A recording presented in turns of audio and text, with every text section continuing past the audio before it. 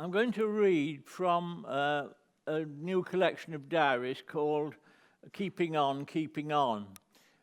When I told my partner the title, he said, oh, well, so long as it's not banging on, which diaries tend to be. They tend to be a receptacle for all one's complaints and grumbles and so on. But I've tried to keep that to a minimum. Were writing a normal profession, I would long since have hung up my pen. And it is a pen still, not a keyboard, but that would leave me with nothing to do.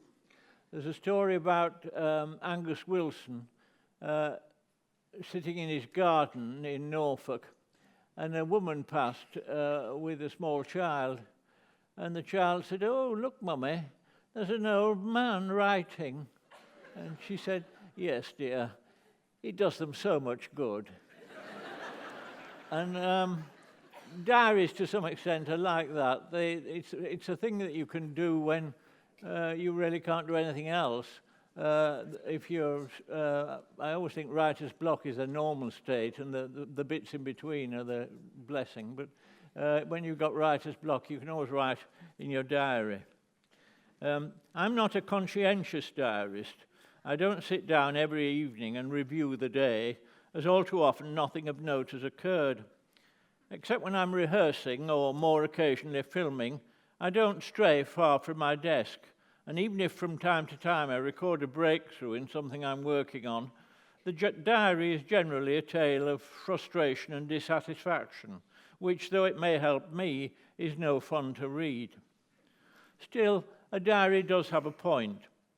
Nothing is ever quite so bad that one can't write it down, or so shameful either, though this took me a long time to learn, with my earliest diaries reticent and even prudish.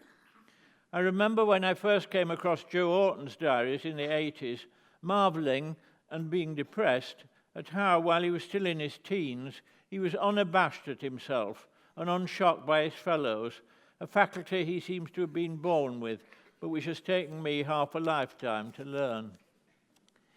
I won't bother with the date of each entry, only the year, and rather than trawl through the 10 years and picking out items, I've grouped them together under a series of headings, the first of which is trains.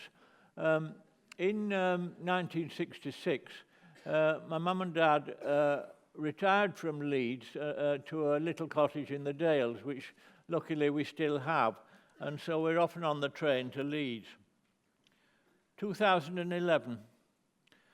A plumpish young man gets off the train at Leeds just behind me. Aren't you famous? Well, I can't be, can I, if you don't know my name? It's Alan something. Yes. From Scarborough? No. So, which Alan are you? I'm another Alan. Are you just a look-alike? Well, you could say so. He pats my arm consolingly. Be happy with that. And it was the patting of the arm that made me want to write it down. Rupert Thomas, that's my partner, had to go to Cardiff to see he's young enough to still have a grandmother, so he went to see his grandmother on a potentially, this is in 2012, on a potentially difficult day, as it's also the day of the Grand Slam rugger match between Wales and France. The train is very crowded, and he sits in weekend first opposite a middle-aged French couple whom he assumes to be fans, but with nothing in their behaviour that gives any clue.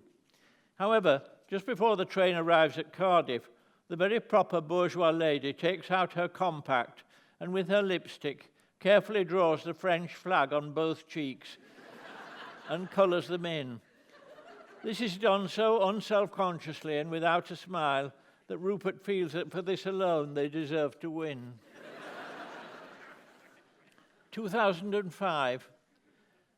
Going up and down on the train to Leeds over the years, one comes to know the conductors, who have always been friendly. One who regularly chats to me has literary aspirations and also a gift for languages. Finnish is his latest achievement, and I'm translated into Finnish, and the last time we met on the train, he promised to try and bring me back something of mine from Helsinki. Today he reports that all the bookshops had sold out, which is, I suppose, good news, though I wouldn't have thought I rang many bells in the Arctic Circle. As the train draws near to Leeds, he makes the usual announcement, then follows it without any prior warning with the same announcement in what I presume is Finnish. One or two passengers look up and someone raises his eyebrows in a "what are the trains coming to" mode. Whereas to find the railways are still a haven for odd individuals and eccentrics seems to me a cause for celebration. They often have a nice turn of phrase as well. One of the attendants who comes through with the trolley warned against the sudden opening of the sparkling water, lest it be a bit Vesuvial, which I'd have been very happy to have thought of, really. 2012. T.S. Eliot I only saw once, sometime in 1964. It was on the old Central Station in Leeds, long since demolished, which was the terminus for the London trains. I was with Timothy Binion, with whom I'd been at college, and who in 1964 was a lecturer in Russian at Leeds University, and was also teaching me to drive. In the early 1960s, there'd been a long overdue attempt to reactivate the slot machines, which all through the war years and after had stood empty and disconsolate on railway platforms, a sad reminder of what life had been like before the war. Now, briefly, there was chocolate in the machines again, and cigarettes too. It had taken 20 years, but austerity was seemingly at an end. One beneficiary of this development was a rudimentary printing machine to be found on most mainline stations.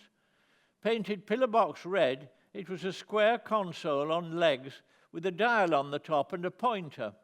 Using this pointer for sixpence or a shilling, one could spell out one's name and address, which would then be printed onto a strip of aluminium, which could then be attached to one's suitcase, kit bag or whatever. Astonished to find such a machine actually working after decades of disuse, Binion and I were printing out our names, watched by a friendly middle-aged woman who was equally fascinated. It was at this point the train came in, and after most of the passengers had cleared, there came a small procession headed by the friendly lady, whom I now recognized as Mrs. Fletcher, a customer at my father's butcher's shop, followed by her daughter Valerie, pushing a wheelchair with, under a pile of rugs, her husband T.S. Eliot, all accompanied by a flotilla of porters. It was only when this cavalcade had passed that the person we were waiting for made her appearance, namely the current editor of the London Review of Books, Mary K. Wilmers, who at that time worked for Faber and Faber and whose titular boss T.S. Eliot had been. Eliot died early the following year. Timothy Binion, having produced a definitive biography of Pushkin, died in 2004, and now Valerie Eliot has died. I only met her a couple of times, though was persuaded to attend her funeral, if only because, through her family coming to our shop, I'd known her longest, if in some respects least. She used to claim that she remembered me as a boy doing my homework in a corner of the shop, an unlikely recollection and a slightly distasteful one, reminiscent of Millet's fairly odious picture of Christ in the carpenter's shop. Had I ever chosen to do my homework in the shop, it would have got short shrift from my father, who would have seen it as showing off. What Valerie Eliot did do, though, was to send me the notes T.S. Eliot had made on the inside of his programme after their visit to Beyond the Fringe. An amazing, vigorous quartet of young men. Their show well-produced and fast-moving, a mixture of brilliance, juvenility, and bad taste. Brilliance illustrated by a speech by Macmillan, Peter Cook, a sermon, Alan Bennett, and an interview with an African politician, Jonathan Miller, who otherwise reminded us of Auden. Juvenility by an anti-nuclear bomb scene, anti-capital punishment scene, and the absence of any satire at the expense of the Labour Party. Bad taste by armpits and a Lady Astor speech. I've no idea what that was. Still, it's pleasant to see this type of entertainment so successful. Now, an increasingly lengthy list. age and infirmity. 2005. I buy a bottle of organic wine at Fresh and Wild, and looking at the label, see that it says, suitable for vegetarians and vagrants. Momentarily, I think, well, that's thoughtful. Someone admitting that winos deserve consideration like everyone else, before realizing, of course, it says not vagrants, but vegans, or vegans. I don't know how you pronounce it. In 2008, in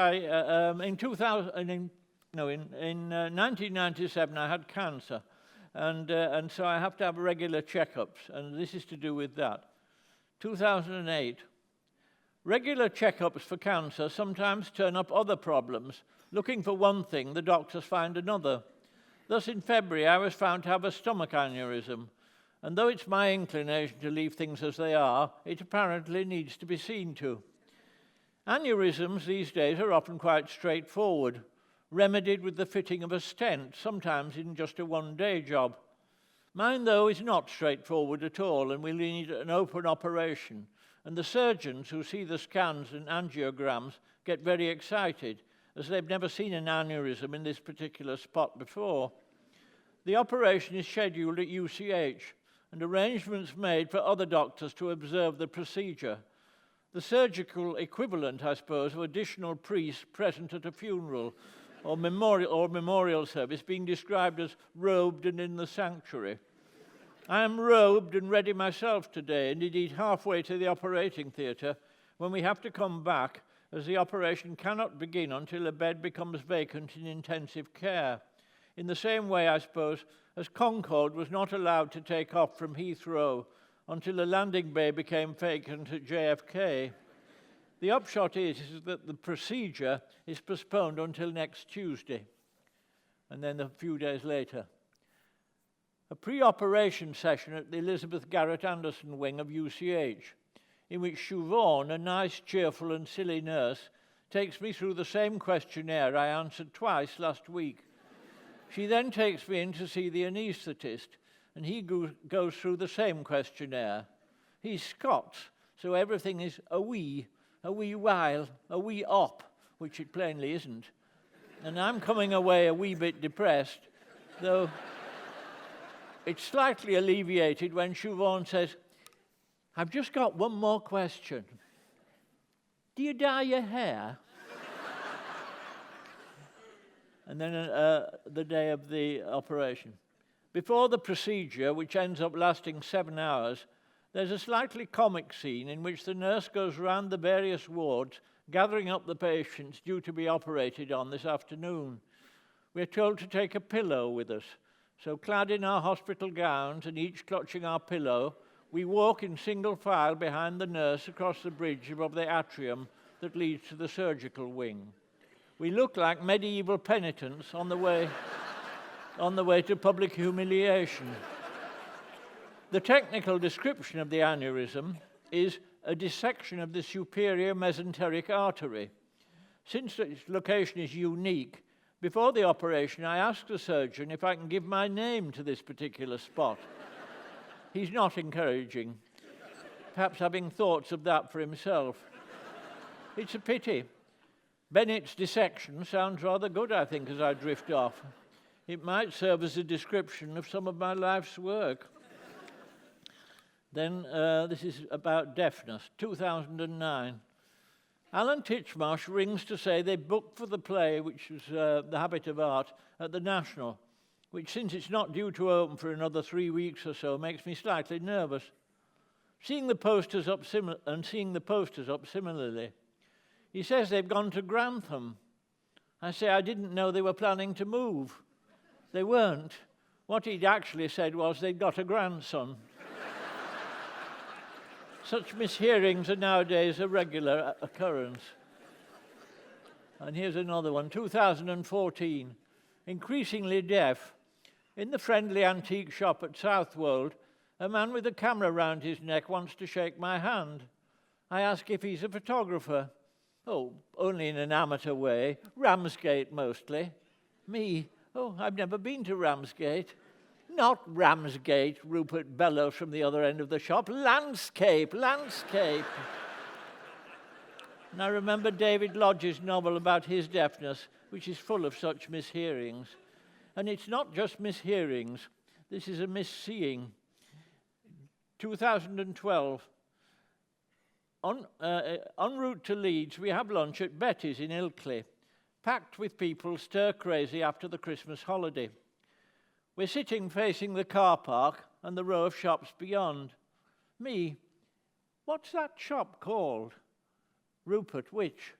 Me, it looks to me like hot feces. Rupert, it's fat face. Between a shop calling itself Fat Face and one called Hot Feces seems to me a difference of degree only, with both equally mysterious. Is it a shop where one gets a fat face, hence sweets and confectionery, or an outside shop? Neither, apparently, just a well-known fashion outlet. Still, the name seems quite odd to me, if not nearly as unlikely as what I thought it was. Keep up, I suppose, the message. 2007. As age weakens the bladder, I find myself having to pee more often, which, when I'm out in the country in a car, is no problem. Though, like a dog or a creature marking its territory, I do find myself often choosing the same spot. One regular place of worship is a lane on the outskirts of Leeds between Arthington and Harewood. It's a nice location and of some historic interest, as in the 16th century, the land belonged to an ex-Cluniac monastery that was among the properties, which included Kirkstall Abbey, granted to the Archbishop of Canterbury, Thomas Cranmer, on the death of Henry VIII.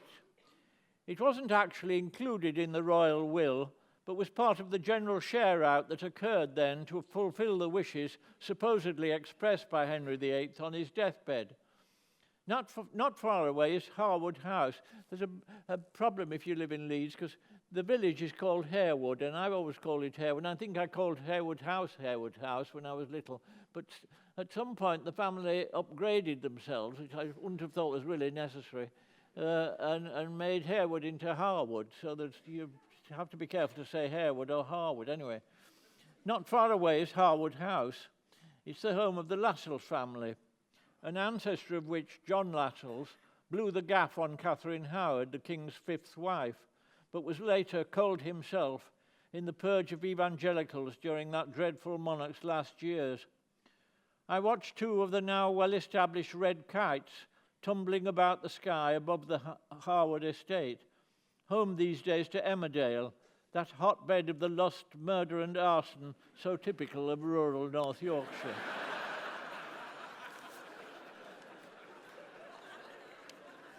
2010, a routine colonoscopy, though it never is routine, with no telling what's round the next corner.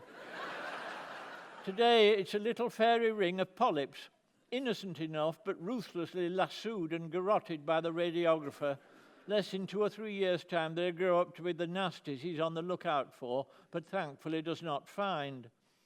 On the way down, we pay a reverential visit to the site of my original operation before, as he puts it, cruising down. Unaccountably, this takes me back to the amusement park on the front at Morecambe in the first year of the war, when Dad took my brother, who was 9, and me, 6, on the Big Dipper. As Big Dippers go, it was pretty tame, though far too scary for me, who never went on it or any other again. But there was just one bit I enjoyed. When all the ups and downs were over, the train briefly coasted along a high, straight stretch behind the boarding houses and with a view over the sea before it gently rattled down the long incline to the platform and the end of the ride. And that was what the last bit of the colonoscopy reminded me of, 70 years later.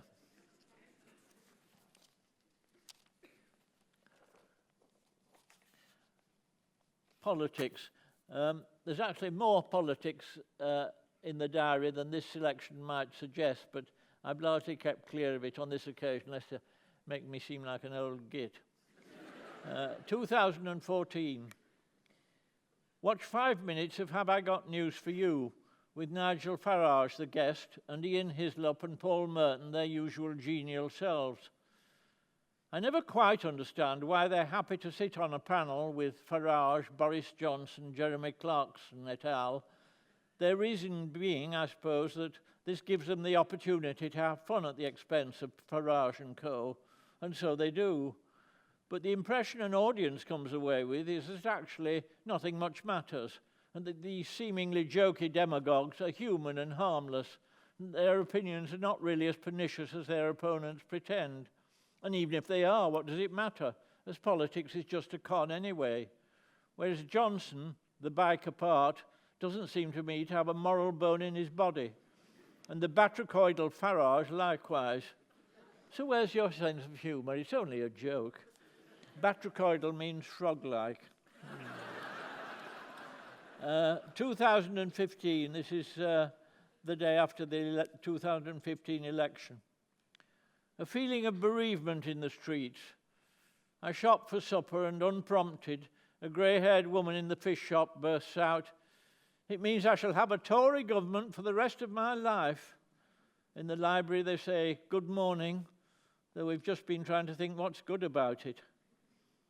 I wanted a Labour government so that I could stop thinking about politics, knowing that the nation's affairs were in the hands of a party which, even if often foolish, was at least well-intentioned. Now we have another decade of the self-interested and the self-seeking, ready to sell off what's left of our liberal institutions and loot the rest to their own advantage. It's not a government of the nation, but a government of half the nation, a true legacy of Mrs. Thatcher. Work is the only escape, which fortunately moves along a little.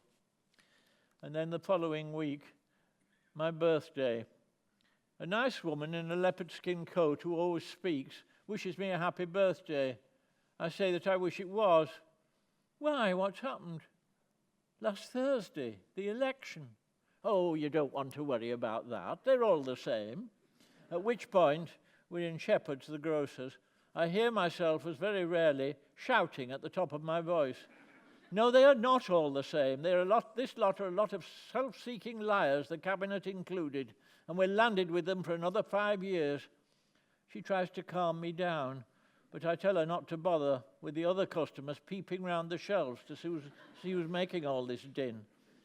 She's waiting outside the shop with a cake she's bought me for my birthday, and I kind of apologise. But as I walk back home, I wonder how long it will be before this crew turn their attention to the BBC. Now this is nature, just odd observations on nature. 2013. I read somewhere that the Romans used to crucify tigers to discourage others of their species from preying on humankind. On much the same principle, though less epically, gamekeepers nailed up the carcasses of crows and moles. Nobody, so far anyway, has suggested nailing up the cold carcasses of badgers, though it might be as effective as what DEFRA is doing already. 2015. Around 7, this is in Yorkshire, around 7, Rupert shouts upstairs, "Look out on the lawn, now." I look out of the bedroom window, and there's something on the grass, but I don't at first even recognize it as a bird.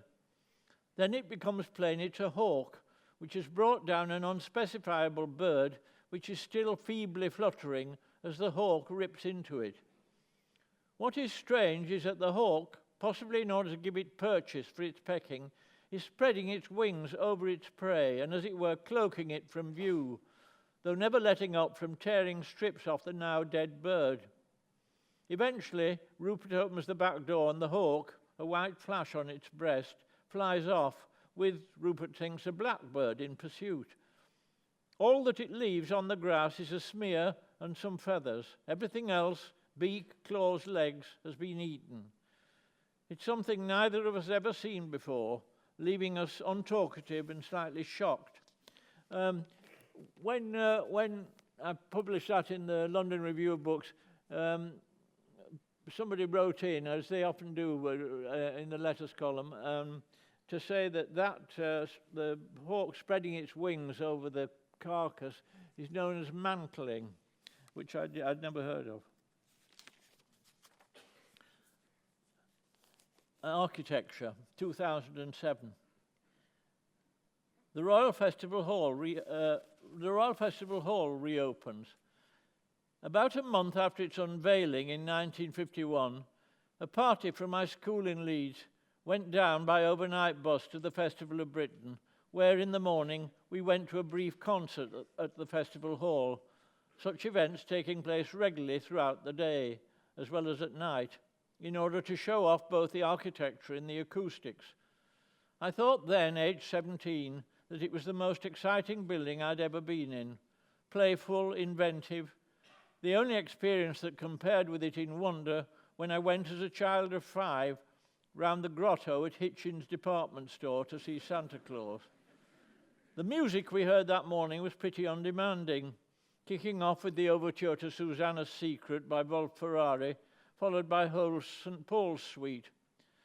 Through the concerts I regularly went to in Leeds Town Hall, I was already a fairly sophisticated music lover, and when the master in charge said that he didn't go for all this highbrow stuff, it was a small lesson that older wasn't necessarily going to mean wiser. The next time I was in the festival hall was 18 months later, when I was already in the army doing my national service.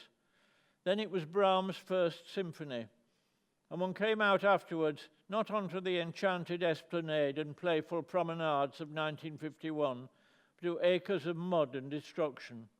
Churchill, in a for him rare instance of political spite, had the whole site razed to the ground.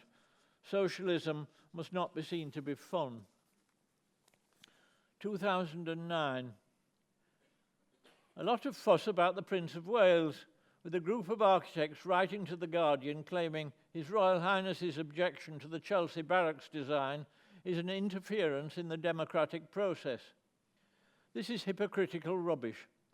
Architects have always had scant regard for democracy, and as often as not have the planners in their pocket.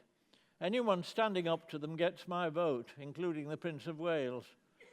The planning process is and always has been weighted against objectors who, even if they succeed in postponing a development, have to muster their forces afresh when the developer and the architect come up with a slightly modified scheme, and so on, until the developer wins by a process of attrition.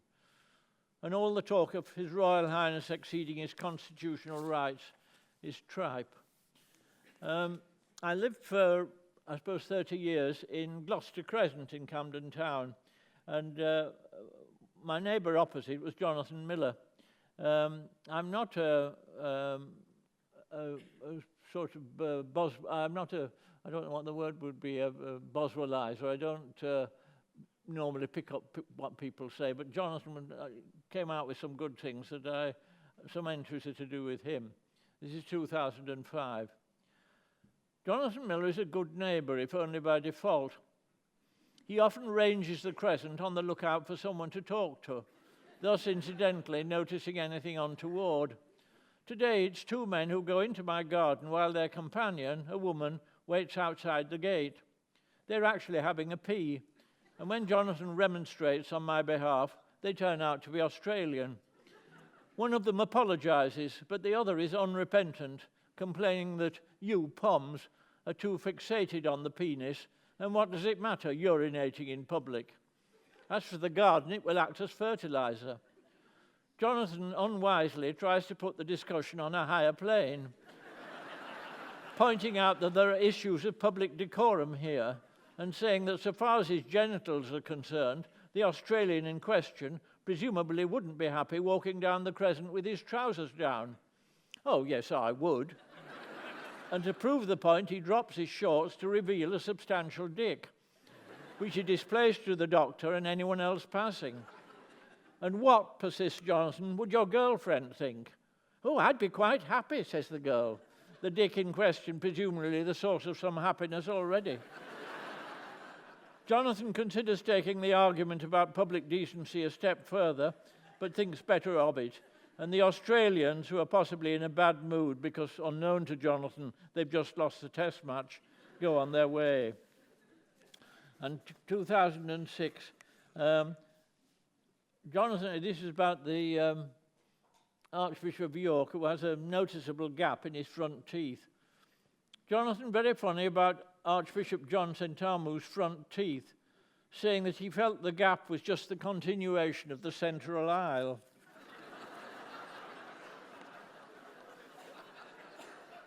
(2007) Jehovah's Witnesses blitz the street, and when they ring the bell, I lie on the floor until the coast is clear.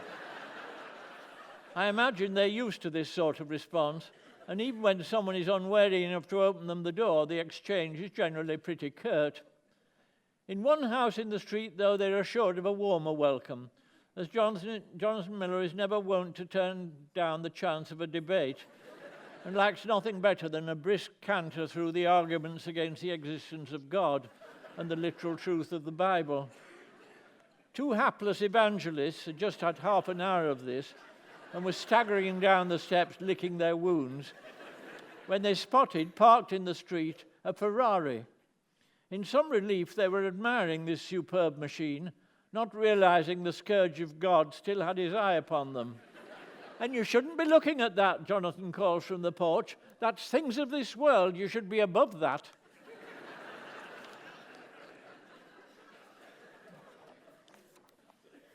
And this is Yorkshire, 2014. Asked by Yorkshire Tea if I would like a quick jaunt to King's Cross Station to have my face modelled in cake and put on a plinth in the forecourt. It's not a distinction that is to be conferred on me alone, though Yorkshire Tea does not specify who my fellow modèle en gâteau might be. The late Freddie Truman, I would guess. Michael Parkinson, possibly, and Alan Titchmarsh, who's so amiable he might even do it. A candidate for patisserie posterity would once have been that son of Yorkshire, Jimmy Savile, who seemed made for marzipan, but not now. No cake for James. This is 2005. We have mice. This is in Yorkshire. We have mice, the result of Rupert leaving a bag of grass seed in the cupboard under the stairs and tempting in some migrants from next door. Occasionally in winter we've had field mice, and even on one occasion dormice, but have taken care to restore them to their natural habitat. But these are dark, small house mice, and so fast-moving they're hard to see. There's movement, but what of? So mice goes down on the Settle is the nearest town. So mice goes down on the Settle shopping list, where there are 2 hardware shops. Practically anything in the marketplace is just that, an Aladdin's cave of household goods, pots, pans, buckets and brushes and gadgets of every description, all very low priced, but no poison. Tom, who keeps the shop, doesn't approve, but doesn't have any humane traps in stock either. So that sends us to Ashfield, the more ordered and professional hardware store on the car park. While this is a shop for the dedicated carpenter or DIY enthusiast, and is also a farm shop, happily absent is that blank-faced, flat-voiced male expertise such shops often purvey, particularly in London. Indeed, when I ask for a mousetrap, the oldest assistant, now in his 80s, says, "Follow me to the mouse department." And we're taken to 3 shelves stacked with every type of rodent eliminator. We get a humane trap and some poison on the principle that if the mouse doesn't take the sensible option and allow itself to be caught and transported, it deserves all it gets. "Does this put them to sleep?" I ask. The assistant pats my hand. "We like to think so." And of course what it is, with no overtones whatsoever, is sheer camp. That's what makes it a nice shop to go into, and which oils the commercial wheels. Camp. Once when Miss Shepherd, the lady in the van, lived in my drive, there were workmen working on the house, and they complained to me about the smell, so I had to complain to her about the smell. And she said, "Well, I've got mice, so that makes for a cheesy smell, possibly."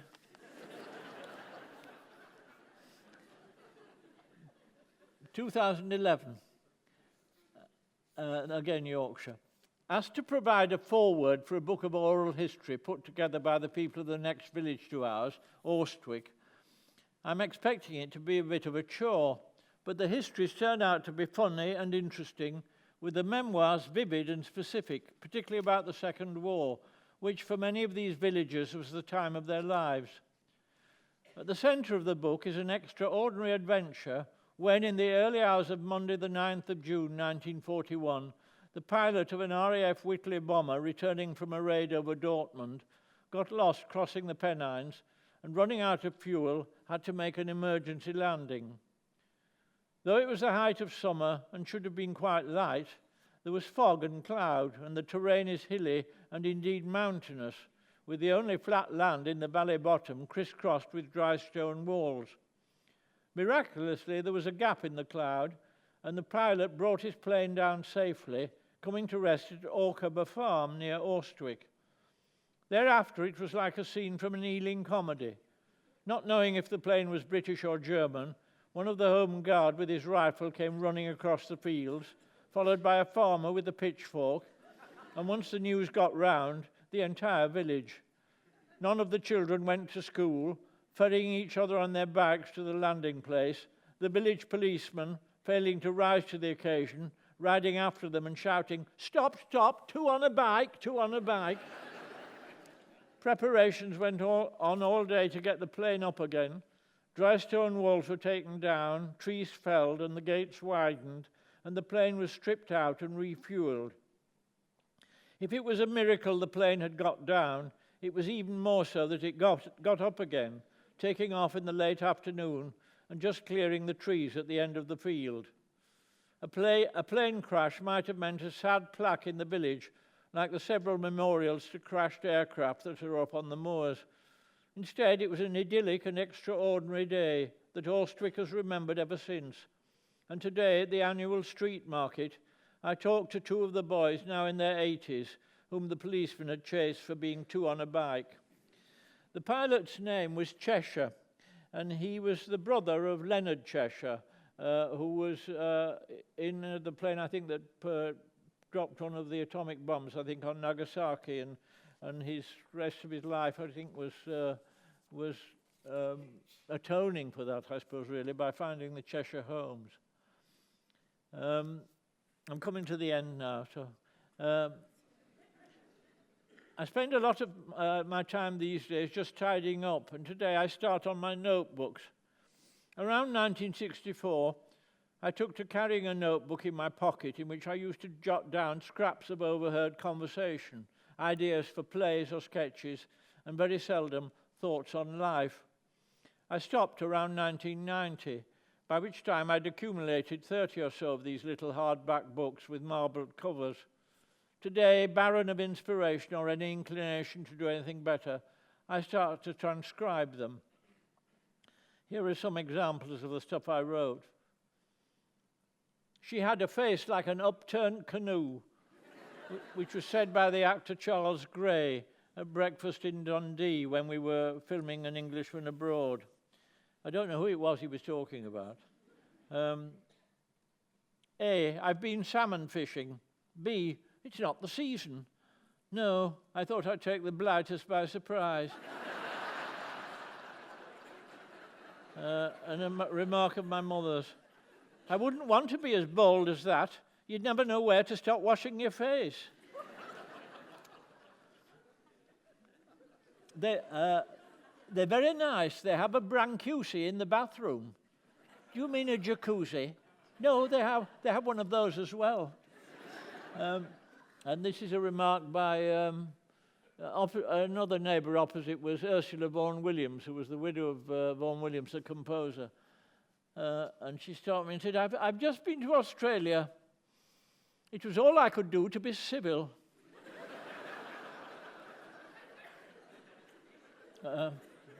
It's like octopus pee. That was my mother on a poor cup of tea. And this is a story about Anthony Blunt, who, whatever his faults, was quite a witty man. Long before his disgrace, Blunt was at one of the many parties in the Courtauld Institute, of which he was the director. where at one point a colleague saw him coming on to a female companion. Later on in the proceedings, she saw him on the same sofa, but now embracing a young man. He caught her eye. "Oh, Anthony," she said, "you're so fickle." "It's true," said Blunt, "but remember, many a fickle makes a fuckle."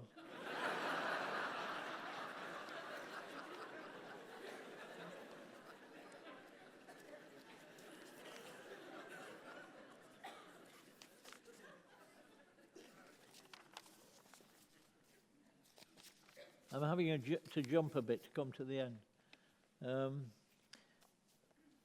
When I go up on the train to Leeds, I'll generally sit in the same seat, often in front of the same businessman, who must also be a creature of habit.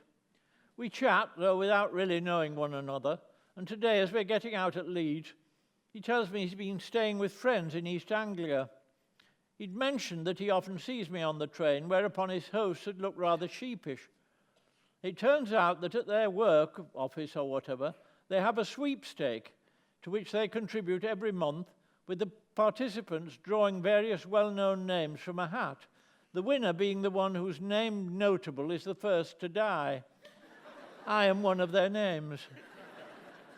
They haven't had a win for some time.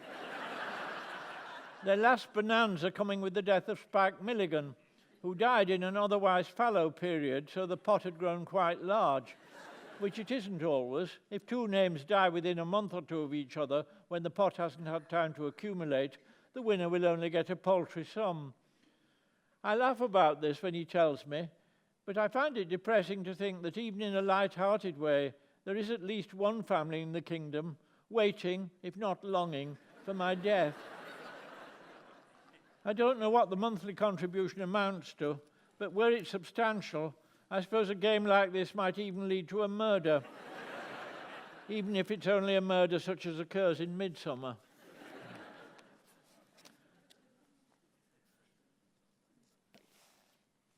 And now the final entry, 31st of December 2015. Wanting to wind up this year with something resounding,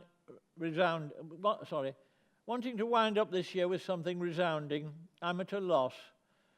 It's that flat time after Christmas when nothing happens, and on this last afternoon of 2015, little occurs. I'm now 81, which, though it has been a long time coming, is still a bit of a surprise. I'm comforted, as I have been in the past, by something I believe was said as he looked back on his life by the Argentinian author Borges. All the books I've ever written fill me only with a complex feeling of repentance. I take this to mean that he's never written the perfect book, as who has? So we keep on keeping on.